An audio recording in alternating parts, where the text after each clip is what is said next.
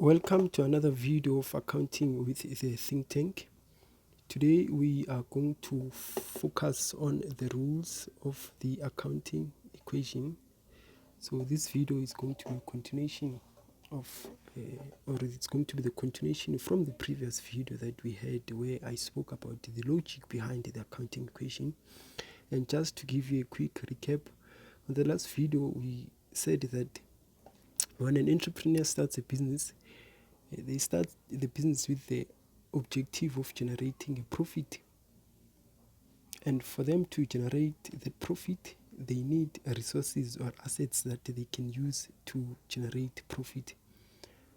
But you find that most of the time those assets are expensive, and they need funds to buy those assets, or they need funding to buy those assets. So the options that entrepreneurs have, they contribute their own equity, or they contribute their own capital, and that is called equity in accounting. And they can also go to financial institutions to borrow money that they can use now to fund their assets. So in accounting, we say that at any given point in time, the assets or the resources that the business owns, they are equal to the amount of funding that was used to buy those assets. So that funding can either come from the owners themselves, or it can come from financial institutions. So that's why assets are equals to the equity and liabilities.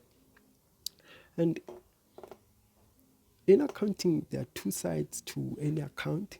There's the debit side, and the credit side. For each and every element in this accounting equation, there's the debit side and there's the credit side. Even here, there's a debit side and there's a credit side. So the one thing that you need to understand is the effect now, to say which side do assets increase, which side does the equity increase, and which side does liabilities increase. And this is where most people get it wrong.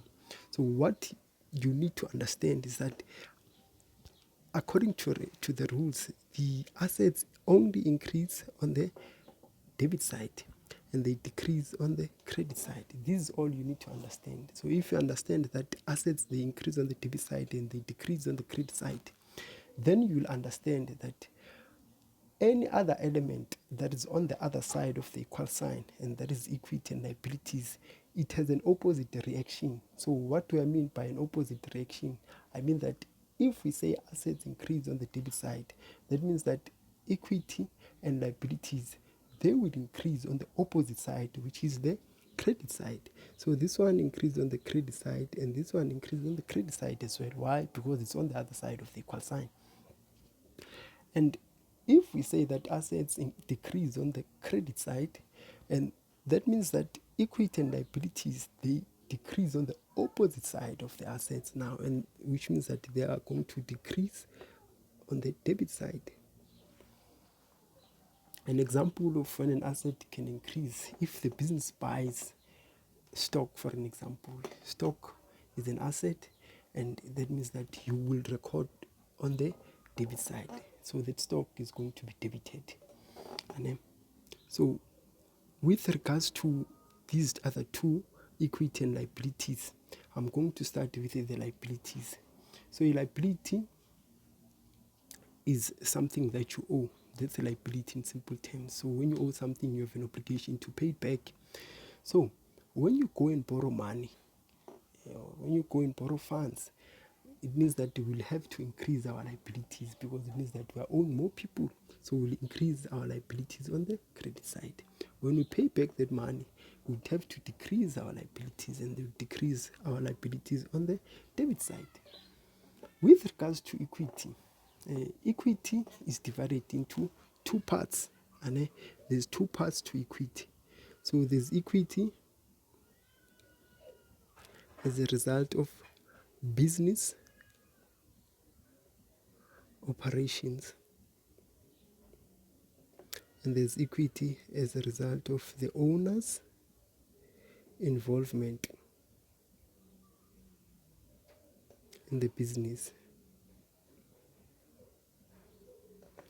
So equity as a result of business operations is equity that only happens because the business is operating. So when the business is operating, it generates what is called income. So when the business makes money, we call that income. And then when the business pays for costs, we call those costs expenses. Money is going out here. And equity as a result of the owner's involvement in the business would happen if the owner gets involved in the business, if the business interacts with the owner, or if the owner interacts with the business. So that would happen by the owner contributing capital. So the owner can contribute funds, or they can also donate assets to the business. So that is capital. And the owner as well can take out resources from the business, and that is called drawings. So they can take out cash, or they can take out maybe assets like trading stock, or take out the computer that belongs to the business. So when the business generates income, what's going to happen to our equity? When the business generates income, equity is going to increase. And we said that equity increases on the credit side. So which means that all income accounts, we are going to record them on the credit side. So when we sell inventory, sales, they are going to be recorded on the credit side. And when the business now pays for expenses, equity is going to go down. And we said that equity decreases on the debit side. So all expenses are recorded on the debit side all the time. And with regards to capital and drawings, we said that capital is when the owner invests in the business. So when the owner invests in the business, that means that the equity of the business is going to go up, and equity increase on the credit side. And then when the owner takes out resources from the business, it means that equity is going to go down, and we said that equity decreases on the debit side. So once you start looking at this thing like this, you are going to be able to use it now to analyze and record transactions. So this is all I have for you in this video. So please like and subscribe to this channel, because I have more videos coming. If you have any questions, please write down your question on the comment section below. Thank you very much.